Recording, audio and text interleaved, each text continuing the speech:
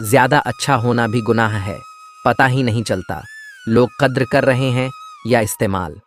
जब किसी के नाम को बार बार पुकारा जाता है तो उसे मुड़कर देखना ही पड़ता है कि कौन उसे बुला रहा है। उसी प्रकार जब ईश्वर के नाम का स्मरण निरंतर किया जाता है तो ईश्वर उनकी पुकार जरूर सुनते हैं। इतना मत बोलिए कि लोग चुप होने का इंतजार करें, बल्कि इतना बोलकर चुप हो जाइए कि लोग आपके दोबारा बोलने का इंतजार करें। मुस्कुराओ, क्या गम है, जिंदगी में टेंशन किसको कम है। अच्छा या बुरा तो केवल भ्रम है, जिंदगी का नाम ही कभी खुशी कभी गम है। शेर की एक सीख हमेशा याद रखना, जंगल की अर्थव्यवस्था चाहे कैसी भी क्यों ना हो, मैं घास नहीं खाऊंगा, यह मेरा घमंड नहीं बल्कि मेरी सच्चाई है, क्योंकि मैं जानता हूं मैं कौन हूं। खराब परिस्थिति देखकर कभी हार ना माने, भगवान पर यकीन रखकर मेहनत करते रहे, क्योंकि भगवान ने आपको जीतने के लिए भेजा है और आपको हर हाल में जीत कर दिखाना है। ज्यादा बातें करता है लेकिन तोता उड़ान छोटी भरता है, शांत रहकर बाज बादलों से भी ऊंचा उड़ता है। इससे हमें यह सीख मिलती है, ज्यादा बोलने वाले कुछ नहीं कर पाते और जिन्हें कुछ करना होता है वह शांत रहकर लाइफ में बहुत कुछ कर जाते हैं। शेर खुद से 10 गुना बड़े और ताकतवर हाथी को मार गिराता है। हाथी की ताकत जानते हुए भी शेर का एटीट्यूड उससे कहता है कि मैं हाथी को मार सकता है, और दूसरी तरफ हाथी ताकतवर होने के बावजूद शेर को देखकर यह सोचता है कि मैं इसका मुकाबला नहीं कर पाऊंगा। जंगल में शेर से ज्यादा ताकतवर जानवर मौजूद है, लेकिन फिर भी शेर ही राजा कहलाता है। शेर अपने कॉन्फिडेंस और लड़ने के एटीट्यूड की वजह से जंगल पर राज करता है, और बाकी जानवर खुद को कमजोर और शेर को ताकतवर समझने की वजह से शेर से नहीं जीत पाते। याद रखें, अगर आप में अपने काम को लेकर यह एटीट्यूड और कॉन्फिडेंस है कि मैं इसे कर ही लूंगा, तो आपको दुनिया की कोई भी ताकत जीतने से नहीं रोक सकती। कोई इंसान आपसे बहुत गुस्सा है तो आपको उसे अपने ऊपर गुस्सा हो लेने दीजिए और आप उसकी गुस्से वाली बात को मत काटें। थोड़ी देर बाद वह खुद शांत हो जाएगा। अगर वास्तव में आपकी गलती है तो सॉरी भी बोल दें। अपनी गलती को स्वीकारना सीखो, माफी मांगकर अपनी गलती को सुधारो और अपने किए वादों को किसी भी कीमत पर मत तोड़ो, बल्कि उन्हें निभाना सीखो। इससे समाज में आपकी अलग पहचान बनेगी। इस समय आपके अंदर ऊर्जा और ताकत का अंबार है, आप जो चाहो वह कर सकते हो। अपनी ऊर्जा, शक्ति और जोश को सही जगह पर इस्तेमाल करो, वरना बाद में पछताओगे। इस उम्र में आपको अगर लगता है कि आपकी एक गर्लफ्रेंड होनी चाहिए, यह बहुत गलत है। यह समय आपके टैलेंट को पहचानने और लक्ष्य को निर्धारित करने का है। इसे पहचानो, क्योंकि आज से कुछ सालों के बाद आपको इस बात से सम्मान मिलेगा कि आप क्या काम करते हो, न कि आपके पास गर्लफ्रेंड है या नहीं।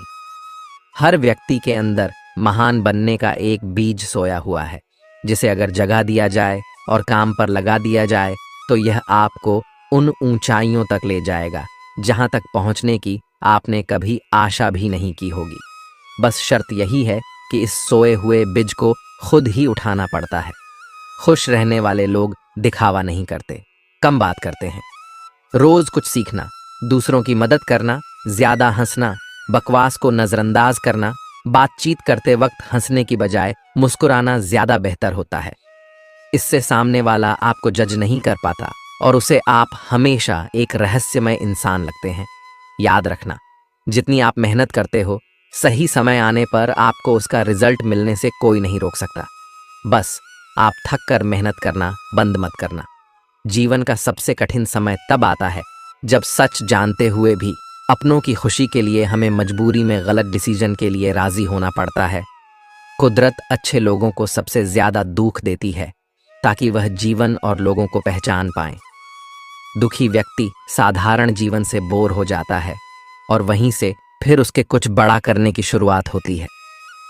अगर आप अपने दुख दूसरों से शेयर नहीं करते हैं तो समझ जाएं आपने जीवन जीना सीख लिया है, क्योंकि समझदार लोग यह जल्दी समझ जाते हैं कि दूसरों को अपना दुख बताने से कोई फायदा नहीं है। अपना दुख खुद को ही सहना पड़ता है, कोई भी आपकी मदद नहीं कर सकता। जिस तरह लोग मरे हुए व्यक्ति को कंधा देना पुण्य समझते हैं, उसी तरह यदि जिंदा इंसान को सहारा देना पुण्य समझने लगे, उस दिन हर किसी की जिंदगी आसान हो जाएगी। जब तक कोई मुकाम हासिल न करोगे, लोगों से प्यार और इज्जत की उम्मीद मत करो। जो अपनी इज्जत नहीं करता, खुद को किसी काबिल नहीं बनाता, उसे कहीं इज्जत नहीं मिलती। मान लीजिए आप बस से कहीं जा रहे हैं और रास्ते में वह बस खराब हो गई और उसे बनने में 1 दिन का वक्त लगेगा। ऐसे हाल में आप क्या करोगे? आप वहां बैठकर इंतजार करोगे? नहीं, आप दूसरी बस लोगे और वहां से उसी वक्त निकल जाओगे। उसी तरह जीवन में कोई परेशानी आने से आप एक जगह रुककर दुखी नहीं हो सकते। आपको उसे छोड़कर आगे बढ़ना ही होगा। किसी से बदला लेना है तो इतने सफल हो जाओ कि हर जगह सिर्फ आपका नाम ही चले। किसी को मारकर या लड़कर बदला लेने से बेहतर सफल हो जाओ। वो आपको देखकर जीवन भर झलकर राख होता रहेगा। जब एक बार दिमाग में प्लान बन जाता है कि मुझे यह काम करना है, फिर मेरे पास दूसरा कोई ऑप्शन नहीं बचता। मैं ये सोचने में समय बर्बाद नहीं करता कि आज करूं, कल करूं, परसों करूं। एक बार मैंने ठान लिया कि मुझे यह करना है, तो मैं उसे तुरंत स्टार्ट कर देता हूं। समय रहते सपनों को पूरे नहीं कर पाओगे तो जीते जी मर जाओगे। समय को जब आप अपने हिसाब से रखते हो, तब समय आपको सुख देता है, और जब समय आपको अपने अनुसार रखता है तो समय आपको दुख देता है। कमजोर लोग अपमान का बदला लड़कर लेते हैं, और बुद्धिमान लोग सफल होकर अपमान का बदला लेना है तो इतने सफल होइए कि अपमान करने वालों की आपसे बात तक करने की औकात ना रहे। जिम्मेदार लड़के अपने पिता की दौलत पर नहीं, बल्कि वे जिम्मेदारी लेकर इतनी मेहनत करते हैं कि बुढ़ापे में उनके पिता को मेहनत ना करनी पड़े। जो अपनी मेहनत पर यकीन करते हैं, वे जीवन में कभी नहीं भटकते। वे एक दिन मंजिल तक पहुंच ही जाते हैं। आप जो बनना चाहते हैं, उस तक जाने के रास्ते आपके पैरों के नीचे ही हैं। चलने की शुरुआत कीजिए। अगर आप अकेले खुश नहीं हो, तो आप किसी दूसरे के साथ भी खुश नहीं रह सकते। किसी की अकड़ सहने, उससे दबने और रोने से बेहतर खुद इस लायक बन जाओ कि ना किसी की अकड़ सहनी पड़े, ना किसी से दबना पड़े और ना किसी के लिए रोना पड़े। यदि कोई व्यक्ति बात करते वक्त कम बोलता है और जब वे बोलते हैं तो वे तेज और सीधे पॉइंट पर बोलते हैं, तो वे उनकी कुछ बातें सीक्रेट रखने की अधिक संभावना रखते हैं। हर पल तुम्हारी एक सांस कम हो रही है। कोई उसे जी लेता है, कोई उसे काट लेता है। जीवन सिर्फ एक सांस है, इसे इसकी पूर्णता में जी लो। आप जीवन काटने नहीं जीने आए हो। सच्चा प्यार और सच्चे कपल वो होते हैं जो एक दूसरे का करियर बनाने में मदद करते हैं, एक दूसरे का जीवन बर्बाद करने में नहीं। अगर आप किसी चीज को उसके मालिक के रूप में देखते हैं, तो उस चीज को खरीदने की संभावना बढ़ जाती है। किसी चीज को पाने के लिए मेहनत इस हद तक कीजिए कि किस्मत भी बोल पड़े, यह चीज तेरे लिए ही बनी है। तुम्हें अब उसका दिल नहीं, बल्कि यह पूरी दुनिया जीतनी है। उसने किस हीरे को गंवाया है, यह बात सबके सामने प्रूफ करनी है। जो लोग काम करते हुए संगीत सुनते हैं, उन लोगों पर काम के दबाव का असर कम होता है।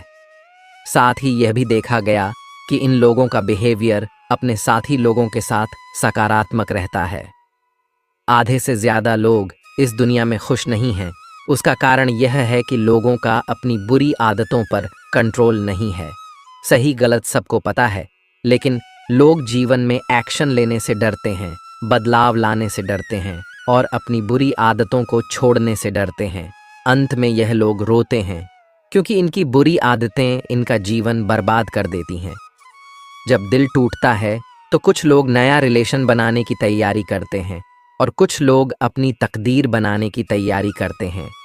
अगर आप 24 घंटे किसी के लिए अवेलेबल रहोगे, तो यकीन मानो वह एक दिन आपकी कद्र करना बंद कर देगा।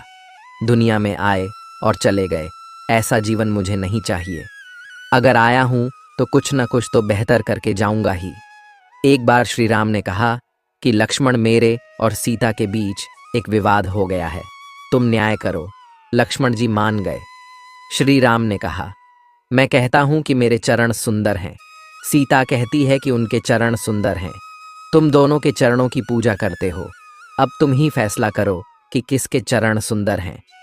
लक्ष्मण जी बोले, आप मुझे इस धर्म संकट में मत डालिए। तब श्री राम ने समझाया तुम बैरागी हो, निर्भय होकर कहो किसके चरण सुंदर है। राम के चरणों को दिखाते हुए लक्ष्मण जी बोले कि माता, इन चरणों से आपके चरण सुंदर हैं, माता सीता खुश। इस पर लक्ष्मण जी बोले, माता अधिक खुश मत होना, भगवान राम के चरण हैं, तभी आपके चरणों की कीमत है। अब राम जी खुश हो गए। तब लक्ष्मण जी फिर बोले, आप दोनों को खुश होने की जरूरत नहीं, आप दोनों के चरणों के अलावा भी एक चरण है जिसके कारण ही आपके चरणों की पूजा होती है, यानी आचरण। आपके चरण सुंदर हैं तो उसका कारण आपका महान आचरण है। व्यक्ति का आचरण अच्छा हो तो उसका तन और मन दोनों ही सुंदर होते हैं और वह संसार में अपने नाम की अमिट छाप छोड़ जाता है। जीवन अनंत नहीं है, छोटा है, लघुकालीन है। हम हमेशा नहीं रहने वाले। कितने ही लोग थे हमसे बड़े और हमसे छोटे भी, जिन्हें हम बचपन से अब तक अपनी यात्रा में जानते थे, हमारे साथ ही थे, लेकिन वे चले गए। उनकी ही तरह हम भी एक दिन नहीं रहेंगे। इसलिए जिन सुखों को हम पाना चाहते हैं, जरूरी है कि उसके लिए अनिवार्य कर्म को हम भविष्य पर न टालें। चाहे कुछ भी हो, चीजों को टालने की आदत छोड़ दें। भले ही सिर के ऊपर लहरा रही मृत्यु हो, हमारे पास मौका है कि हम भरपूर जी लें। एक अच्छा मनुष्य बनकर जिए। एक बच्चा फटे पुराने जूतों के साथ प्लास्टिक की गेंद से खेल रहा था। लोगों को उसके जूते देखकर बहुत दहक हुआ। तभी किसी सज्जन ने बाजार से नया जूता खरीदा और उसे देते हुए कहा, बेटा लो, ये जूता पहन लो। लड़के ने फौरन जूते निकाले और पहन लिए। उसका चेहरा खुशी से दमक उठा था। वह मेरी तरफ पलटा और मेरा हाथ थाम कर पूछा, आप भगवान हैं? उसने घबराकर हाथ छुड़ाया और कानों को हाथ लगाकर कहा, नहीं बेटा नहीं, मैं भगवान नहीं। लड़का फिर मुस्कुराया और कहा, तो फिर जरूर भगवान के दोस्त होंगे, क्योंकि मैंने कल रात भगवान से कहा था कि मुझे नए जूते दे दें। वह सज्जन मुस्कुरा दिया। अब वह सज्जन भी जान चुके थे कि भगवान का दोस्त होना कोई मुश्किल काम नहीं।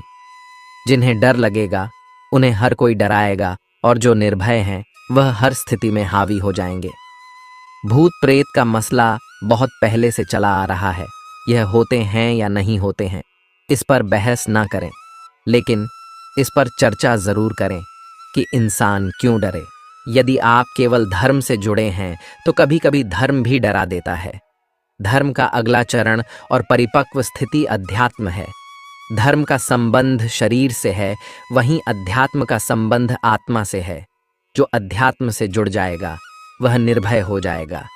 आजकल हमारे देश में, यहाँ तक कि दुनिया के कई विकसित देशों में प्रेत बाधित जीवन की बड़ी चर्चा होती है। अप्रत्याशित घटनाओं को मीडिया और बढ़ा चढ़ाकर बताता है। कोई कहता है चीजें अपने आप हिलती हैं, कोई कहता है कि ऊपर की हवा लग गई। कैसे मनुष्य का डर उसकी मनोदशा को एक दृश्य बना देता है। तीन हनुमान चालीसा में एक पंक्ति में लिखा गया है, भूत पिशाच निकट नहीं आवे, महावीर जब नाम सुनावे। इसका सीधा अर्थ है, यदि आप किसी परम शक्ति से जुड़े हैं जो आपके ही भीतर है, जो आत्मा की शक्ति हो सकती है, तो फिर आपको इन सब बातों से अपने आप मुक्ति मिल जाएगी। पर यदि कोई मान ले कि भूत पिशाच होते हैं, तो फिर यूं समझे कि हमारे दुर्गुण ही सबसे बड़े भूत पिशाच हैं और हमें उनसे मुक्ति पानी चाहिए। जीवन में जब भी हम खराब दौर से गुजरते हैं, तब मन में यह विचार आता है कि परमात्मा मेरी परेशानी देखता क्यों नहीं है, मेरे दुख कम क्यों नहीं करता। पर याद रखना, जब परीक्षा चल रही होती है तब शिक्षक मौन रहता है। कांटों पर चलकर फूल खिलते हैं, विश्वास पर चलकर भगवान मिलते हैं।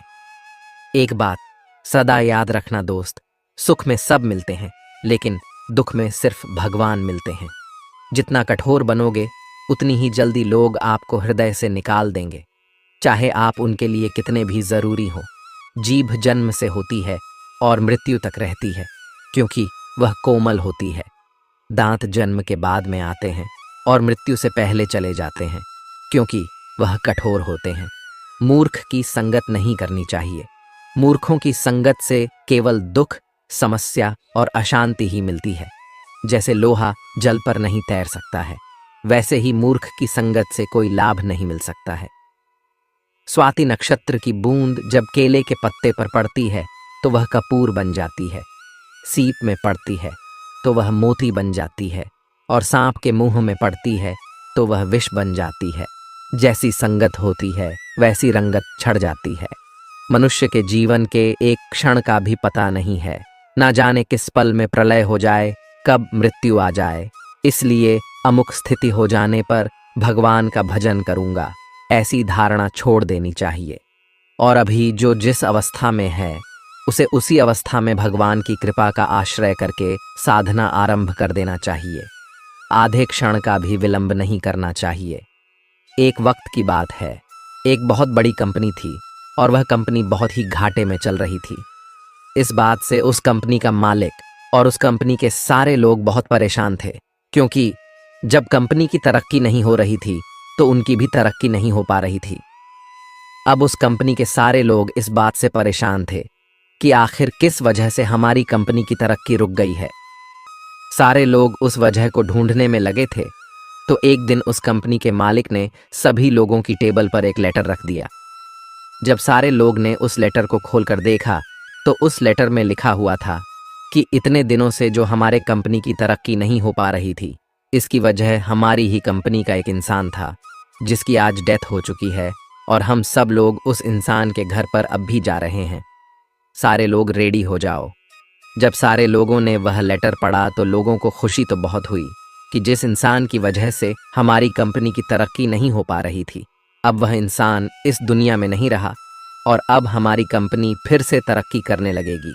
लेकिन वह सारे लोग थोड़ा दुखी भी हुए कि जो भी था तो हमारी कंपनी का इंसान, और आज उसकी डेथ हो चुकी है। उस कंपनी के मालिक ने सारे लोगों को एक जगह जमा किया और वह सब मिलकर उस इंसान के घर पर गए, और वहां पर एक बड़ा सा हाल था और उस हाल के बीच में एक कफन रखा हुआ था। अब उस कंपनी के सारे लोग एक एक करके उस कफन के पास जा रहे थे और उस इंसान को देख रहे थे। सारे लोग ये देखने के लिए एक्साइटेड थे कि आखिर वह इंसान कौन था। जब एक एक करके सारे लोग उस कफन के अंदर देख रहे थे तो सारे हैरान हो जा रहे थे। उस कफन में कोई इंसान नहीं था, बल्कि उस कफन में एक मिरर रखा हुआ था जिसमें उन सारे लोगों को अपनी ही शक्ल नजर आ रही थी। इस कहानी से हमें यह सीख मिलती है कि हमारी जिंदगी में हम जिस भी पोजीशन पर है वह हम किसी और की वजह से नहीं, बल्कि अपनी खुद की ही वजह से हैं। हम बहुत सी बार अपनी परिस्थितियों को दोष देते हैं, मजबूरी को दोष देते हैं, लेकिन हम यह नहीं सोचते हैं कि आज हम जो मजबूर है, आज हम पर जो हालात है, वह भी हमारी खुद की ही वजह से है। हम हमेशा अपने काम को कल पर टालते रहते हैं। काम करने का अभी मूड नहीं है, यह सब बहाने देकर हम खुद को ही कभी आगे बढ़ने नहीं देते हैं। अगर हम अपने काम में अपना 100% नहीं देंगे तो हमारी तरक्की कभी नहीं हो सकती। सपने तो हम बहुत बड़े बड़े देख लेते हैं, लेकिन बाद में हमें खुद पर ही शक होने लगता है कि क्या यह मेरे सपने सच हो पाएंगे, क्या मैं इन सपनों को सच कर पाऊंगा। यह शक हमारे दिल में इसीलिए पैदा होता है क्योंकि हमें खुद पता होता है कि मैं अपना सारा दिन किन चीज़ों पर लगा रहा हूँ। हमें रोज़ रात में गिल्ट महसूस होता है कि मैंने आज का दिन भी बर्बाद कर दिया, वेस्ट कर दिया और काम के नाम पर कुछ नहीं किया। अगर आप भी चाहते हो कि आपको गिल्ट महसूस ना हो तो आपको उन बहानों को साइड में रखकर अपने काम पर फोकस करना पड़ेगा। वह कहते हैं ना कि मेहनत इतनी खामोशी से करो कि कामयाबी शोर मचा दे। जीवन में कितना भी बड़ा दहक क्यों ना आए, अगर उसको ठीक कर पाना आपके बस में नहीं है तो 5 मिनट से ज़्यादा दहकी मत होना और आगे बढ़ जाना। तभी जीवन जीना सीख पाओगे, वरना आप जीवन भर किसी ना किसी बात को लेकर दुखी ही रहोगे। अपने सपनों को पूरा करने के लिए एक निश्चित योजना बनाएं और उस पर कार्य तुरंत शुरू कर दें। फिर चाहे इस योजना को शुरू करने के लिए तैयार हो या ना हो, आप जिन लोगों के साथ रहते हैं, आपकी सोच और काम करने की क्षमता उनके जैसे ही हो जाती है। दोस्त ऐसे बनाओ जो आपको अच्छे काम करने के लिए उत्साहित करें और बुरे काम करने से तुरंत रोकें। अगर आप अपने दम पर कोई सेकंड हैंड बाइक भी खरीद रहे हैं तो आप उन लोगों से कई गुना ज़्यादा सफल होंगे जो अपने माता पिता के पैसों के दम पर लाखों की कार में घूमते हैं। 16 से 25 की उम्र में जो लड़के अपना पूरा दिन लड़कियों के पीछे वेस्ट कर देते हैं, अंत में उन्हें ना उनका प्यार मिलता और ना ही करियर। और इसी उम्र में जो लोग करियर बनाने के लिए मेहनत करते हैं, अंत में उन्हें उनका प्यार भी मिलता है और करियर भी। जब हम अपने मोबाइल का पासवर्ड किसी को नहीं देते, तो अपने जीवन का कंट्रोल किसी और को कैसे दे सकते हैं? खुद मेहनत कीजिए। या तो मैं कुछ नहीं करता, लेकिन जब मैं कुछ करता हूँ, फिर उस काम को मुझसे बेहतर कोई नहीं कर सकता।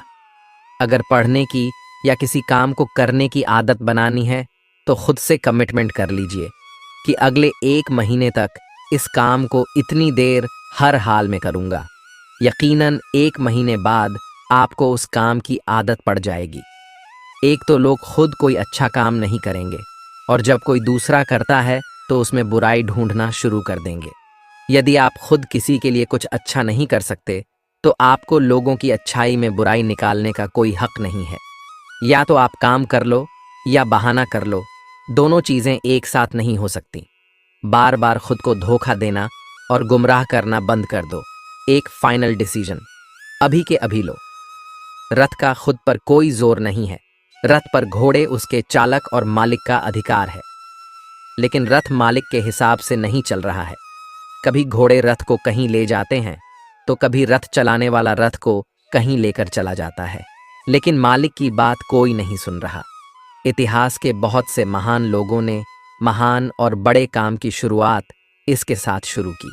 यदि मेरी तरह दिखने वाले बहुत से लोग महान सफलता हासिल कर सकते हैं, तो मैं क्यों नहीं? आप कुछ करो या ना करो, टाइम तो बीत ही रहा है। अगर टाइम बीत ही रहा है, तो इसका उपयोग किसी बेहतर काम में करो। आलसी बनने से काम नहीं चलने वाला। हमेशा अपना सर्वश्रेष्ठ प्रदर्शन करें, चाहे आपके दर्शकों की संख्या कितनी भी हो। दुखी रहना है तो सब में कमी खोजो, और प्रसन्न रहना है तो सब में गुण खोजो। जब तक किसी भी बात की पूरी जानकारी ना हो, तब तक हमें वहां मौन रहना ही उत्तम है, क्योंकि अधूरा सत्य पूर्ण झूठ से कई गुना ज्यादा खतरनाक होता है। प्रार्थना की रफ्तार इतनी तीव्र होती है कि जुबान पर आने से पहले ही परमात्मा तक पहुंच जाती है। जो किया है वह अवश्य सामने आएगा। कर्म किसी के सगे नहीं होते। जो व्यक्ति दूसरे की निंदा कर खुश होता है, वह ऐसा कर अपने जीवन के पुण्य को खत्म करता है। लेकिन वह एक दिन खुद लोगों की दृष्टि में निंदा का पात्र बन जाता है, क्योंकि निंदा करने से मनुष्य अपने जीवन का सिर्फ पुण्य ही नहीं, बल्कि पुण्य से प्राप्त हुए सुख, यश, कीर्ति सभी का सर्वनाश कर बैठता है। तुम उसके लिए शोक करते हो जो शोक करने के योग्य नहीं है, और ज्ञान की बातें करते हो। बुद्धिमान व्यक्ति ना जीवित और ना ही मृत व्यक्ति के लिए शोक करते हैं। दूसरों का भला करने वाले मनुष्य को हमेशा कष्टों का सामना करना पड़ता है, क्योंकि हमेशा फल देने वाले वृक्ष को भी पत्थरों की मार सहनी पड़ती है। भगवत गीता में लिखा है, युद्ध वही जीतता है जो युद्ध में लगने वाले समय से अधिक समय तक युद्ध जीतने की तैयारी करता है। जो योद्धा युद्ध से पहले जितनी मेहनत करेगा, उसे युद्ध के वक्त उतनी ही कम चोट आएंगी। विश्वास करो, तुम पर भगवान की बड़ी कृपा है, तभी तो तुम्हें मनुष्य देह मिला है। यह और भी विशेष कृपा समझो, जो तुम्हें भजन करने की बुद्धि प्राप्त हुई और भजन के लिए सुअवसर मिला। इस सुअवसर को हाथ से मत जाने दो, नहीं तो पछताओगे। परिस्थिति का 3 प्रकार से सामना कर सकते हैं। पहला, या तो उसे स्वीकार कर लें, अगर स्वीकार नहीं कर सकते तो उसे बदलने की कोशिश करें, और अगर बदल भी नहीं सकते तो उसे नियति पर छोड़ दें। संसार के संयोग में जो सुख प्रतीत होता है, उसमें दुख भी मिला रहता है, परंतु संसार के वियोग से सुख दुख से अखंड आनंद प्राप्त होता है। निंदा आकाश की ओर फेंके गए उस पत्थर के समान है जो लौटकर उसी पर गिरता है जिसने उसे फेंका था। यह जिंदगी हंसी है, इससे प्यार करो, अभी है। रात तो सुबह का इंतजार करो, वह पल भी आएगा जिसकी ख्वाहिश है। आप रब पर रखो भरोसा, वक्त पर एतबार करो। कल को आसान बनाने के लिए आज आपको कड़ी मेहनत करनी ही पड़ेगी। हमारे आलस्य की सजा सिर्फ हमारी असफलता नहीं है, दूसरों की सफलता भी है। सफलता पाने के लिए हमें पहले विश्वास करना होगा कि हम कर सकते हैं। गलती हर इंसान से होती है, लेकिन गलती सुधारता वही इंसान है जो दिल से साफ होता है और रिश्तों को खोना नहीं चाहता। जब किसी की नजरअंदाज करने की आदत हद पार कर जाए तो अजनबी बन जाना ही मुनासिब होता है। किसी पर आरोप लगाने से पहले यह देखना चाहिए कि हम स्वयं कितने सही हैं। घमंड के लिए नहीं, लेकिन कभी कभी आत्मसम्मान के लिए जिंदगी में कुछ लोगों का साथ छोड़ना पड़ता है। जिंदगी जबरदस्त है, इसे जबरदस्ती ना जिए, बल्कि जबरदस्त तरीके से जिए। पूजा करने का कोई सिद्धांत नहीं है। परमात्मा हर उस दिल की सुनता है जो पवित्र, निर्दोष और ईमानदार है। जब कोई व्यक्ति अपनी समस्या को आपके सम्मुख रखता है, तब वह आप पर ईश्वर के जैसे पूर्ण विश्वास रखता है। पेड़ के नीचे रखी भगवान की टूटी मूर्ति को देखकर समझ आया कि परिस्थिति चाहे जैसी भी हो, पर कभी खुद को टूटने नहीं देना, वरना यह दुनिया जब टूटने पर भगवान को घर से निकाल सकती है तो फिर हमारी तो औकात ही क्या है। भले ही लड़ लेना, झगड़ लेना, पिट जाना, पीट देना, मगर बोलचाल बंद मत करना, क्योंकि बोलचाल के बंद होते ही सुलह के सारे दरवाजे बंद हो जाते हैं। गुस्सा बुरा नहीं है। गुस्से के बाद आदमी जो बेर पाल लेता है वह बुरा है। गुस्सा तो बच्चे भी करते हैं, मगर बच्चे बेर नहीं पालते। वे इधर लड़ते झगड़ते हैं और उधर अगले ही क्षण फिर एक हो जाते हैं। कितना अच्छा रहे कि हर कोई बच्चा ही रहे। जो मुस्कुरा रहा है उसे दर्द ने पाला होगा, जो चल रहा है उसके पांव में छाला होगा। बिना संघर्ष के इंसान चमक नहीं सकता यारों, जो जलेगा उसी दिए में तो उजाला होगा। उदास होने के लिए उम्र पड़ी है, नजर उठाओ सामने जिंदगी खड़ी है। अपनी हंसी को होठों से न जाने देना, क्योंकि आपकी मुस्कुराहट के पीछे दुनिया पड़ी है। करने दो, बकवास जो करते हैं, खाली बर्तन और खाली दिमाग हमेशा आवाज करते हैं। मनुष्य की मानवता उसी वक्त नष्ट हो जाती है जब उसे दूसरों के दुख पर हंसी आने लगती है। सुख में मनुष्य ईश्वर को याद नहीं करता, जब दुख में होता है तभी याद करता है, क्योंकि दुख में हम जिम्मेदारी दूसरों पर डाल देते हैं और सुख में जिम्मेदारी खुद ले लेते हैं। जब से मुझे पता चला कि मखमल के गद्दों पर सोने वालों के सपने नंगी जमीन पर सोने वालों के सपनों से मधुर नहीं होते, तब से मुझे प्रभु के न्याय में और दृढ़ श्रद्धा हो गई। एक अच्छे इंसान को धोखा देना हीरे को फेंकने और चट्टान को उठाने के समान है। सुंदरता आपकी दृष्टिकोण में होती है। किसी को कीचड़ में खिला कमल भी लुभाता है और किसी को चांद में भी दाग नजर आते हैं। आप किसी का भाग्य नहीं बदल सकते, लेकिन अच्छी प्रेरणा देकर किसी का मार्गदर्शन तो कर ही सकते हैं। श्री कृष्ण कहते हैं, जीवन में कभी मौका मिले तो सारथी बनना, स्वार्थी नहीं। एक गांव में एक जवान लड़का रहता था और वह अपने आलसपन और कामचोरी के लिए मशहूर था। सभी गांववासी उसे आलसी कहकर ही पुकारते थे, क्योंकि वह पूरे दिन एक पेड़ के नीचे पड़ा रहता और लेटते लेटते वह अपने फ्यूचर के बारे में सोचता रहता और अच्छे अच्छे सपने देखता। उसके दिन ऐसे ही आलस में गुजर रहे थे। लेकिन एक दिन उस गांव में एक साधु आए, जो कि अगले 3 दिनों तक उसी गांव में ठहरने वाले थे। वह दिन भर लोगों से चंदा लेते और लोगों को उपदेश देते और रात में गांव के बाहर बने मंदिर में आराम करते। वह साधु जब भी दान लेने जाते और रात को वापस आते, तो वह साधु हर बार उस जवान लड़के को उसी पेड़ के नीचे लेटा हुआ पाते।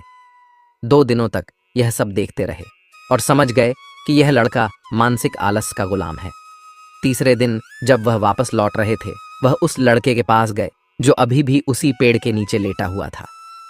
साधु ने लड़के से कहा, बेटे, मेरे पास तुम्हारे लिए एक काम है। मैं चाहता हूं कि तुम उस पहाड़ी की चोटी तक जाओ और वहां से मेरे लिए एक पंख लेकर आओ। लड़के ने लेटे लेटे ही अपना सर पहाड़ी की तरफ किया और अपनी नजर उस पहाड़ की चोटी की तरफ ले गया और उसने साधु की तरफ देखा और उपहास लेते हुए कहा, यह असंभव है। मैं उस पहाड़ी के ऊपर तक नहीं जा सकता, मैं बहुत आलसी हूं। साधु ने मुस्कुराते हुए कहा, अरे, मुझे जिस पंख की तलाश है वह इस पहाड़ी के शिखर पर भी नहीं मिलेगा। वह तो इस पहाड़ी के दूसरे तरफ एक गुम्फा के अंदर मिलेगा, जिसके लिए इस पहाड़ी के शिखर तक चढ़कर फिर नीचे उतरना होगा। लेकिन वह कोई साधारण पंख नहीं है, वह ऐसा पंख है जिसे तुमने कभी नहीं देखा होगा। वह पंख रेयर लेकिन सुंदर पंख है जो रोशनी बिखेरता है। साधु के इन बातों से उस लड़के के अंदर एक्सटेंट बढ़ गई। उसने आज से पहले ऐसे पंख के बारे में कभी नहीं सुना था और ऐसे रोमांचक सफर के बारे में सुनकर वह अंदर ही अंदर एक्साइटमेंट हो गया था। इसीलिए उसने साधु की चुनौती को कबूल किया और वह पहाड़ी की तरफ चल पड़ा। लेकिन चढ़ाई बहुत लंबी और मुश्किल थी। जल्द ही लड़के का शरीर थकने लगा, सांस फूलने लगी और शरीर से पसीना बहने लगा, लेकिन फिर भी उसने चलना जारी रखा। वह जैसे जैसे ऊपर और ऊपर चढ़ता गया, उसे खुशी महसूस होने लगी, जिसे उसने आज से पहले कभी महसूस नहीं किया था। आखिरकार जब वह कड़ी मेहनत और लंबी कोशिशों के बाद पहाड़ी के शिखर पर पहुंचा, तो वह पूरे तरीके से थक चुका था, लेकिन वह बहुत खुश था। उसे अंदर से आत्मसंतुष्टि का एहसास हो रहा था। उसके चेहरे पर योद्धाओं जैसी मुस्कान थी, जैसे उसने कोई युद्ध जीत लिया हो। फिर उसने पहाड़ी के शिखर से नीचे देखा। उसके सामने एक बहुत ही मनमोहक नज़ारा था, लेकिन असली चुनौती आगे थी, क्योंकि उसे फिर उस पहाड़ी से नीचे भी उतरना था और उस गुम्फा को भी ढूंढना था जिसमें पंख मिलने की बात कही गई थी। नीचे उतरना बहुत ही ज्यादा मुश्किल और खतरनाक था, क्योंकि ढलान ज्यादा गहरी थी और चढ़ाई के समय लड़का बहुत बार लड़खड़ाया और गिरा भी था। तो वह डर भी उसके अंदर था, लेकिन साधु को वह पंख लाकर देने के वादे की वजह से वह लगातार आगे बढ़ता रहा। काफी खोज मुशक्कल के बाद जब वह अंत में गुम्फा तक पहुंचा, तो उसने देखा कि पंख वहीं पड़ा हुआ था, जो कि ऊपर एक बड़ी सुराख से आने वाली रोशनी की वजह से चमक रहा था। फिर उसने उस पंख को उठाया और उसके सुंदरता को देखता ही रह गया। वह काफी देर तक पंख को ही घूरता रहा, लेकिन फिर अचानक उसे याद आया, मुझे तो अभी वापस भी जाना है। उसने खुद की तरफ देखा। वह पूरी तरह से थक चुका था और वह चिंता में पड़ गया कि वह कैसे उतरेगा पहाड़ और वह साधु तक पंख कैसे पहुंचाएगा।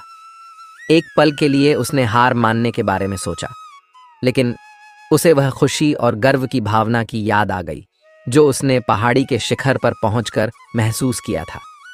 उसे एहसास हुआ कि उसके अंदर इस सफर को दोबारा पूरा करने की ताकत और मजबूती है। वह दोबारा पहाड़ी पर चढ़ने लगा। उसके मांसपेशियों में दर्द हो रहा था और कमजोरी की वजह से पैर कांप रहे थे। सांस फूल रही थी और वह कई बार लड़खड़ा कर गिर भी पड़ा, लेकिन उसने हार नहीं मानी। वह खुद को आगे बढ़ने के लिए लगातार मोटिवेट करता है। अथाह मेहनत और घंटों की कड़ी कोशिशों के बाद जब वह साधु के पास पहुंचा और उनके हाथों में वो पंख रखा, तो उसके खुशी का ठिकाना ना रहा।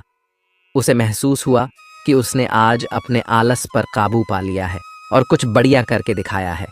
उसके चेहरे पर इतनी खुशी और संतुष्टि का भाव देखकर साधु मुस्कुराए और बोले, बहुत बढ़िया मेरे बच्चे, आज तुमने जीवन का बहुत ही महत्वपूर्ण सबक सीखा है कि आलस कोई ऐसी चीज नहीं है जिसे स्वीकार कर लिया जाए, बल्कि आलस एक चुनौती है जिसे दूर करना होगा।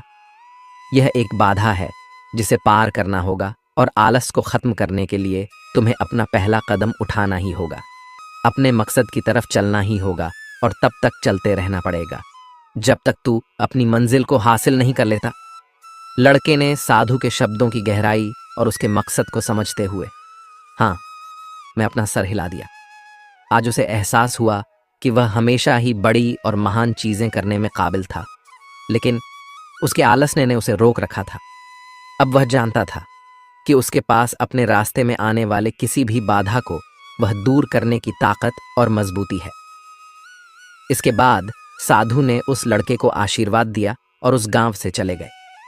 इस कहानी से सीखने वाली बात यह है कि मकसद इम्पॉसिबल लगने के बावजूद भी अगर हम उसे पूरा करने के लिए खुद को आगे बढ़ाते हैं, तब हम अपने अंदर ऐसी ताकत और मजबूती की खोज करते हैं जिसके बारे में हम कभी नहीं जानते थे। आलसपन पर काबू पाने के लिए हमें खुद को चुनौती देनी चाहिए और बड़ा सपना देखना चाहिए। फिर चाहे उस सपना को पूरा करना कितना ही मुश्किल क्यों ना हो, हमें लगातार मानसिक और शारीरिक रूप से आगे बढ़ते रहना चाहिए। बाधाओं और असफलता के बावजूद मजबूत रहना चाहिए। हमें अपने लिए एक नियम बनाकर उस पर टिके रहकर अपने डेली लाइफ को भी विकसित करना चाहिए। हमें कुछ ऐसी आदतें बनानी चाहिए जो मन न लगने पर भी एक्टिव रहने में मदद करे। आसन का मतलब विकास का मानसिकता विकास करना है। इसका मतलब चुनौतियों और असफलताओं को विकास और सीखने की अपॉर्चुनिटी के रूप में देखना, ना कि हार मानने के रूप में। एक समय की बात है, एक गांव में एक छोटा लड़का था। वह बचपन से ही बहुत सपने देखता था। उसका सबसे बड़ा सपना था कि वह एक अंतरिक्ष यात्री बने और चांद पर जाए। लेकिन उसके गांव में ऐसे बहुत कम लोग थे जो इसे संभव मानते थे। लड़का बहुत ही उदास था, पर उसकी इच्छा और सपना कभी नहीं कम हुए। वह हर दिन रात को आसमान को देखता और चांद की ओर इशारा करता। उसकी ईमानदारी, मेहनत और लगन देखकर कुछ लोग अचंभित हो जाते थे। उनमें से एक दिन एक विज्ञानी लड़के के पास गया और उससे बात की। विज्ञानी ने उस लड़के की समस्या को समझा और कहा, तुम अपने सपने को खो नहीं सकते। तुम अपने लक्ष्य की ओर अग्रसर रहो और मेहनत करते रहो। वह लड़का उसके कथनों पर विश्वास करते हुए अपने सपनों की पूरी दिल से मेहनत करने लगा। वह अपनी अध्ययन में ध्यान देने लगा और संगठनशीलता से काम करने लगा। उसने अपने दिनचर्या को नियमित बनाया और बड़े संघर्षों का सामना किया। कुछ समय बाद वह लड़का अपने बड़े सपने को पूरा करने का अवसर प्राप्त करता है। उसे अंतरिक्ष यात्री बनने का मौका मिलता है और चांद पर जाने का सपना साकार होता है। उसकी मेहनत, संघर्ष और संगठन उसे सफलता तक पहुंचाती है। इस कहानी से हमें यह सीख मिलती है कि हमेशा अपने सपनों का आदर करें और अपने लक्ष्य की ओर प्रगति करें। चाहे आपके आसपास लोग इसे संभव नहीं माने, लेकिन अगर आप मेहनत और धैर्य से काम करें तो आप अपने सपनों को साकार कर सकते हैं। मेहनत, अवधारणा और संघर्ष आपको अपार सफलता तक ले जा सकते हैं। इसलिए हमेशा आगे बढ़ने के लिए प्रेरित रहे और अपने सपनों को हकीकत में बदले। एक समय की बात है, एक छोटी सी चिड़िया मधु थी। मधु के पास ऊंचा उड़ान भरने और नई जगहों की खोज करने के बड़े सपने थे। हालांकि मधु का पंख कमजोर था, जिसके कारण वह अन्य पक्षियों की तरह उड़ने में सक्षम नहीं थी। अपनी सीमाओं के बावजूद मधु कभी उम्मीद नहीं खोई। वह दूसरे पक्षियों को आकाश में ग्रेसफुल रूप से उड़ते देखती और खुद को उनमें शामिल करती। वह गहरे अंदर जाने की योग्य रखती है, भले ही उसकी शारीरिक क्षमताएं मेल न खाती। एक दिन जब जंगल में एक मजबूत हवा का झोंका चला तो मधु को भी साथ ले गया। जैसे वह ऊंचाई पर उठती गई, वह उत्साह और संकल्प का एक आवेश महसूस करती है। वह अपने पंख फैलाती है और अपनी पूरी ताकत से पंख हिलाना शुरू करती है। यह अन्य पक्षियों की तरह अच्छी तरह उड़ान नहीं होती, लेकिन यह उसका खुद का अनोखा तरीका होता है। आसमान में लहराते हुए वह एक आज़ादी और खुशी की फीलिंग महसूस करती है जो उसने पहले कभी नहीं महसूस की थी। मधु की असाधारण उड़ान की खबर जंगल में फैल गई, जिससे उन जानवरों को प्रेरित हुआ जो अपनी खुद की चुनौतियों का सामना कर रहे थे। उन्हें यह एहसास हुआ कि वे भी अपनी सीमाओं को पार कर सकते हैं और अपने सपनों को पूरा कर सकते हैं, अगर वे खुद को मेहनत, विश्वास और थोड़ी हिम्मत देते हैं। उस दिन से मधु जंगल में साहस और संकल्प की प्रतीक बन गई।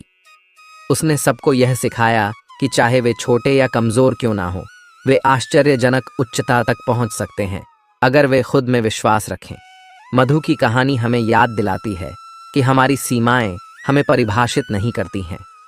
सतत परिश्रम, विश्वास और थोड़ी सी हिम्मत के साथ हम किसी भी बाधा को पार कर सकते हैं और अद्भुत सफलता को हासिल कर सकते हैं। क्या कुछ ऐसा नहीं है जिसमें हम सब की रुचि हो? क्या ऐसा कुछ भी नहीं है जिससे हर किसी का सरोकार हो? इससे कोई फर्क नहीं पड़ता कि वे कौन लोग हैं और दुनिया में कहाँ रहते हैं। आदमी केवल रोटी से जिंदा नहीं रह सकता। हर किसी के अपने अपने शौक होते हैं। कुछ लोग पुराने सिक्के या विदेशी डाक टिकट इकट्ठा करते हैं, तो कुछ सुई धागे से कशीदाकारी करते हैं, और कुछ ऐसे लोग भी हैं जो अपना खाली समय किसी खास खेल में लगाते हैं। बहुत से हैं। कुछ लोग पढ़ने का आनंद लेते हैं, किंतु पढ़ने की रुचियां में अनेक भिन्नताएं। लोग केवल समाचार पत्र पत्रिकाएं पढ़ते हैं, कुछ उपन्यास पढ़ते हैं, जबकि कई अन्य लोग खगोल विज्ञान, वन्य जीवन या तकनीकी आविष्कारों के बारे में पुस्तकें पढ़ना पसंद करते हैं। यदि मेरी रुचि घोड़ों या बहुमूल्य पत्थरों में है तो मैं यह अपेक्षा नहीं कर सकता कि दूसरे लोग भी इन रुचियां के प्रति मेरी ही तरह उत्साहित होंगे। यदि मैं टीवी पर खेलों के सारे कार्यक्रमों को बड़ी प्रसन्नता से देखता हूं तो मुझे यह सच्चाई भी स्वीकार कर लेनी चाहिए कि कुछ लोगों के लिए यह बोरियत भरे भी होंगे। क्या कुछ ऐसा नहीं है जिसमें हम सबकी रुचि हो? क्या ऐसा कुछ भी नहीं है जिससे हर किसी का सरोकार हो? इससे कोई फर्क नहीं पड़ता कि वे कौन लोग हैं और दुनिया में कहाँ रहते हैं। जीवन में सबसे महत्वपूर्ण क्या है? यदि हम यह प्रश्न किसी ऐसे व्यक्ति से पूछे जो भुखमरी का शिकार हो तो उत्तर होगा भोजन। यदि यही प्रश्न किसी ठंड से मरने वाले व्यक्ति से किया जाए तो उसका उत्तर होगा गर्माहट। यदि हम यही प्रश्न किसी ऐसे व्यक्ति से करें जो अकेला अलग थलग नितांत एकाकी है तो संभवतः उसका उत्तर होगा लोगों की संगत और उनका साथ। किंतु ऐसी आधारभूत जरूरतें पूरी हो जाने के बाद भी क्या कुछ और भी है जिसे सब चाहे, जिसकी सबको जरूरत है? आदमी केवल रोटी से जिंदा नहीं रह सकता, ठीक है, भोजन सबको चाहिए और सभी को प्यार और देखभाल भी, किंतु कुछ और भी है इन सबसे अलग जिसकी हम सभी को जरूरत है, और वह है यह पता लगाना कि हम कौन हैं और यहाँ क्यों हैं। इस प्रश्न में रुचि लेना डाक टिकट इकट्ठे करने में रुचि लेने जैसा नहीं है। जो लोग ऐसे प्रश्न पूछते हैं वे सभी एक ऐसी चर्चा में भाग ले रहे हैं जो इस ग्रह पर उस समय से चली आ रही है जब जब से मनुष्य यहाँ रह रहा है। यह ब्रह्मांड, यह पृथ्वी और जीवन अस्तित्व में कैसे आए? यह प्रश्न इस प्रश्न से भी बड़ा अधिक महत्वपूर्ण है कि पिछले ओलंपिक में सबसे ज्यादा स्वर्ण पदक किसने जीते? दुनिया कैसे बनी जो घटित होता है? क्या उसके पीछे कोई इच्छा या अर्थ है? क्या मृत्यु के बाद जीवन है? हम इन प्रश्नों के उत्तर कैसे दे सकते हैं? और सबसे महत्वपूर्ण कि हमें अपना जीवन कैसे जीना चाहिए? लोग इन प्रश्नों को युगों युगों से पूछते आए हैं। दुनिया में ऐसी कोई संस्कृति नहीं जिसमें इन प्रश्नों को कभी ना उठाया गया हो कि आदमी क्या है, दुनिया कहाँ से आई। आज भी हर व्यक्ति को इन्हीं प्रश्नों के अपने उत्तर खोजने हैं। दुनिया एक पहेली है और अधिकांश वयस्क लोग इस दुनिया को जैसी है वैसी ही स्वीकार करके संतुष्ट हो जाते हैं।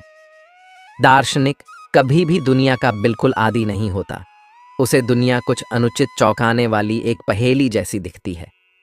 इस प्रकार दार्शनिकों और बच्चों में एक महत्वपूर्ण समान क्षमता है।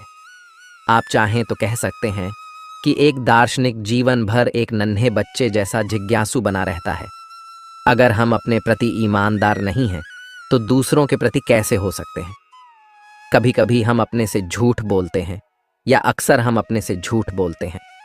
अब झूठ तो झूठ होता है, चाहे हम अपने से बोलें या दूसरे से, दोनों ही हाल में हम अपने को ही ठगते हैं। एक झूठ की बुनियाद आखिर कब तक टिकेगी? हम अपनी एक दुनिया में रहते हैं, उसे में बसा हुए हम एक झूठ को ही सच समझ लेते हैं या उसे दोहराते दोहराते सच समझने लगते हैं। अक्सर हमें लगता है कि इस झूठ का दूसरे को क्या पता, लेकिन जिंदगी की वह बुनियाद इतनी कमजोर होती है कि अचानक किसी समय गिर पड़ती है। मजेदार बात है, तब भी हम अपने को नहीं कोसते, किसी दूसरे को कोसने लगते हैं।